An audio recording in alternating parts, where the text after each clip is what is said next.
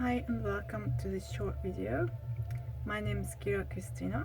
I'm a Hungarian tradition keeper, born and raised in Hungary.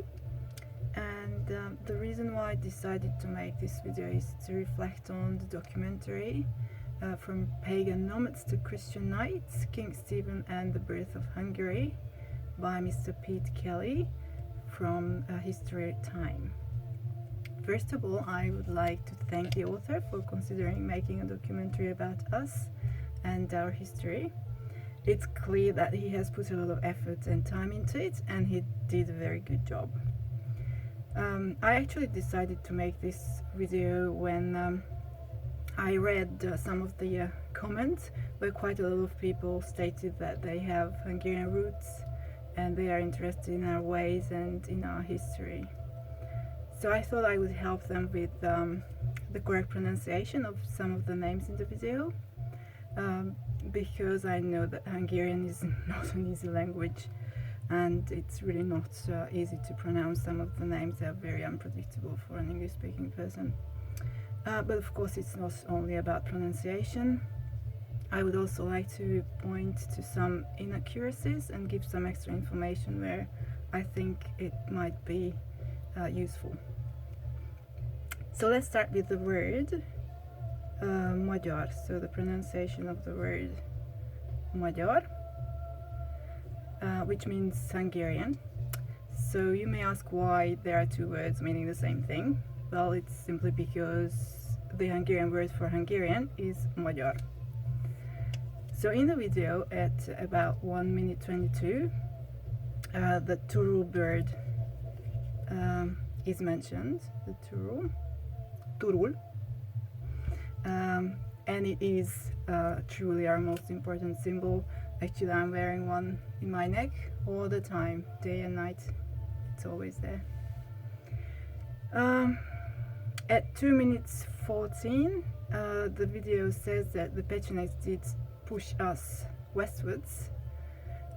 But we believe that it's not really the case. We were moving into the Carpathian Basin because we wanted to reclaim the lands of Attila the Hun, who we believe was our ancestor.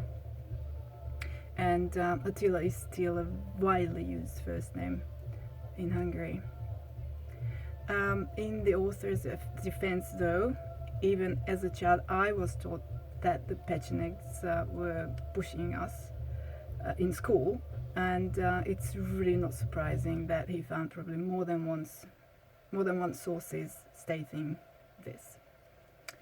Okay, at about 2 minutes 33, the author mentions the name of the chieftain Almos.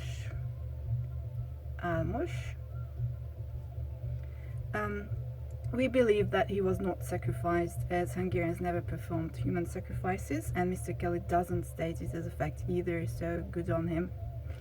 Okay, at about 6 minutes 28, you can see the statue of his son, Árpád. At about 7 minutes 30, the name of a chieftain called Géza is mentioned. So it's Géza, not Giza. We have the word Giza as well, but this is a city in Egypt. So his pronunciation is Géza. At about 7 minutes 15, Géza's son's name is mentioned, and the correct pronunciation is Vajk. Okay, and later his name was changed into a Christian name, István, which is Stephen in English. At about 12 minutes 19, it is mentioned that we are a Finno-Ugric people, but we believe that it's not true. We do have some language elements, but we never lived in Siberia. We don't believe that we did. We probably lived in the vicinity of some Finno-Ugric peoples, but we don't believe that we have descended from anywhere near Siberia. We don't have any mythical animals from that up north, for example, but there is remarkable importance of panther pelts worn around the shoulder. These pieces of clothing were called kocogany. So if you want to Google that, there are some fantastic pictures of these pieces of clothing. And they were worn by nobles for centuries after Arpad. Again, in the defense of Mr. Kelly, a lot of sources claim that we are a Finno-Ugric people, unfortunately including some Hungarian academics. The theory is collapsing now big time though. We believe that we have Turkic origins. At 14 minutes 50, the word sekler is mentioned, which in Hungarian is spelled like this and pronounced CK. So these are this is one of the tribes of the Hungarians, and my mother was actually a CK, and I'm half CK. The other half is Cuman, by the way. Okay, 16. Where are we? At 16:55, you can see the shadow of an archer using a longbow. That is definitely a mistake. We never ever use longbows. We only use recurved bows, and here's mine. I have one. I'm an archer. Yeah, so you can see that it's a recurved bow. It's a beautiful one, by the way. So that's the bow we used and still use. Okay. I'm actually a mounted archer, so I have a horse as well. There he is, a beautiful little horse. Okay, let's move on to 20 minutes 55.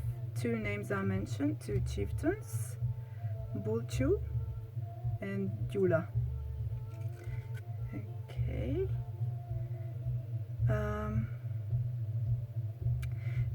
Going back to 16 minutes 30, you can see an ornamented metal sheet, and this was part of a pouch that everyone used. Here's mine, I have one. So it's at 16 minutes 30, and we used to wear it on our belts, and we wear them again sometimes. Okay, so this is what Tarsoy looks like in writing. Okay, and then from 24 minutes 55 or thereabouts, we have several names for pronunciation. So we have another chieftain called Lehel or Leil. There are two variations. Then another name, Chaba, and then Takshon, and then Bulchu again. The name of the river is Tisa. Then a very important chieftain's name is Kopan. Another chieftain, Aiton. And then the name of a town, which is pronounced Esztergom. And finally, the name of the Arpad prince is Vazul. Okay, so that's all I wanted to share. Of course, we could talk about these things and other things for hours, but again, I would like to thank the author, Mr. Kelly, to make his video. I hope you enjoyed it, and I hope you learned something from this one. Thank you. Bye.